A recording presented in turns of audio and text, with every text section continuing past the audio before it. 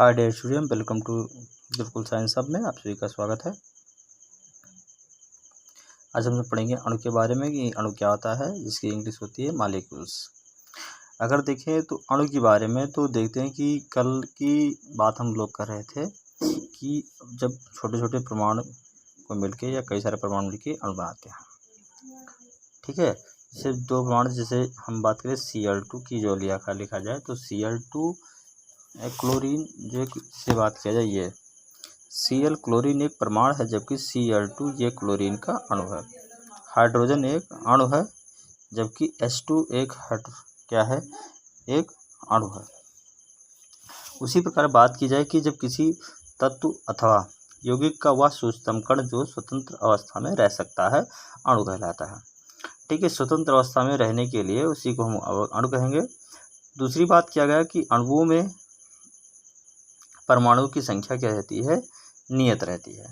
अब नियत मतलब सिद्धांत है कि जैसे कोई बात किया गया कि देखो ये जैसे क्लोरीन अणु है तो क्लोरीन में क्लोरीन के अधिकतम 2 परमाणु हो सकते हैं। हाइड्रोजन अणु का लिखा है तो हाइड्रोजन के अणु में अधिकतम 2 है।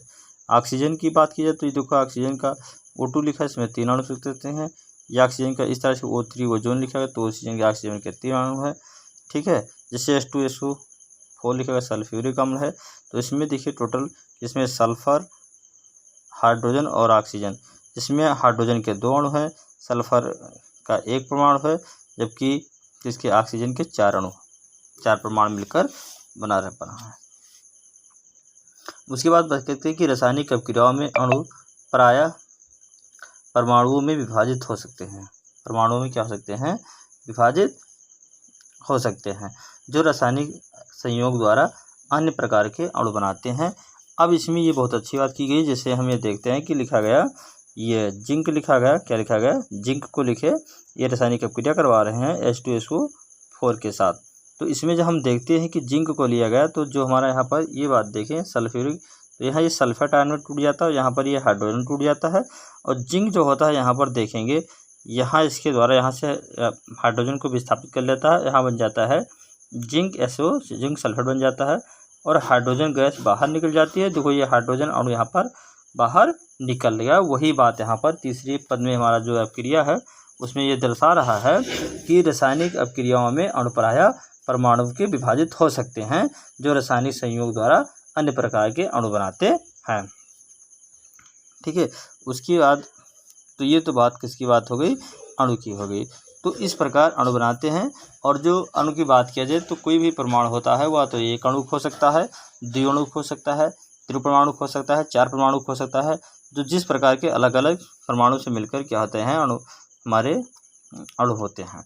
अगली बात हम देखते हैं कि इलेक्ट्रॉन की बात की जाए कि इलेक्ट्रॉन क्या है, तो इलेक्ट्रॉन हम जानते हैं क्या होता है, एक ऋणावेशित परमाणु है। इलेक्ट्रॉन एक ऋणावेशित परमाणु है जिस पर एक ऋणावेश होता है। ठीक है, इलेक्ट्रॉन। उसके बाद देखिए जो इलेक्ट्रॉन की जो खोज की बात की जाए तो इलेक्ट्रॉन की खोज थॉमसन ने 1897 में की। वो भी निर्वात नालिका ली। उस निर्वात नालिका में उन्होंने क्या किया, बहुत कम दाब पर विद्युत धारा को प्रवाहित किया। उसमें से विद्युत धारा में इसे देखा कि कैथोड की तरफ जब उसमें विद्युत धारा को निर्वात पंप में प्रवाहित किया विद्युत धारा, तो वहाँ से देखा कि कैथोड की तरफ से कुछ किरणें या रेज निकल रही हैं जो एनोड की तरफ क्या कर रही हैं, गति कर रही हैं और एनोड के पीछे जाके प्रदीप्त उत्पन्न करती हैं। तो इस प्रकार से जो किरणें थी उस किरणों को उन्होंने कैथोड नाम दिया। और कैथोड किरणें थी जो ऋणावेशित किरणों की बात व्यवहार करती थी तथा देखिए कि विद्युत चुंबकीय क्षेत्र में विक्षेपित हो जाती थी। इलेक्ट्रॉन की खोज से जो थॉमसन ने 1897 की थी। दूसरी बात ये देखें कि यह द्रव्य का मुख्य कण है तथा परमाणु के अवयव व मुक्त अवस्था में दोनों रह सकते हैं। अगली बात है कि किसी तत्व के परमाणु में इलेक्ट्रॉनों की संख्या नाभिक में उपस्थित प्रोटॉनों की संख्या के बराबर होती है। अब नाभिक में कोई परमाणु की नाभिक क्या होता है उसकी बात किया जाए, जैसे ये देखा कि कोई नाभिक होता है तो नाभिक में हम लोग जो कल बात किए थे कि नाभिक में जो होता है, नाभिक में प्रोटॉन और प्लस का मिलकर न्यूट्रॉन होते हैं और इसी को हम लोग बोलते हैं कि ये, यानी इसको ये कहते हैं, ये द्रव्यमान संख्या के बराबर होता है। अगर उसके बाद देखिए कि ये नाभिक में है, जितने इसमें नाभिक में प्रोटॉन होंगे उतने ही इसमें क्या होंगे, इलेक्ट्रॉन होते हैं। यानी जो पी की बात की जाए, पी जो होता है ई के क्या होता है, बराबर होता है प्रोटॉन और इलेक्ट्रॉनों की संख्या के बराबर होता है। ठीक है, वही बात रहा कि किसी तत्व में देखो लिखा है कि नाभिक में उपस्थित प्रोटॉनों की संख्या क्या बराबर होते हैं इलेक्ट्रॉनों की संख्या।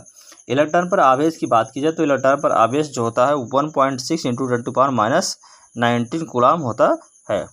पांचवी बात देखें कि इलेक्ट्रॉन का द्रव्यमान जो होता है लगभग 9.1 × 10⁻28 ग्राम्स होता है। छठवीं बात कीजिए इलेक्ट्रॉन एक विसर्जन नालिका में जिसमें से कम दाब पर एक विद्युत कुचालक गैस के रूप में उच्च वोल्ट धारा के रूप में 2 इलेक्ट्रोड के मध्य प्रवाहित किया गया तो एक ऋणावेशित कण की धारा कैथोड से एनोड की ओर प्रवाहित होती है। इन किरणों को कैथोड किरणें कहते हैं। अर्थात कैथोड किरणों के द्वारा ही हमारी क्या हुआ है इलेक्ट्रॉन की खोज हुई। इस प्रकार हम आपको एक चित्र बना के दिखा देते हैं जिसे बताया गया उसी के अनुसार हम बात करते हैं।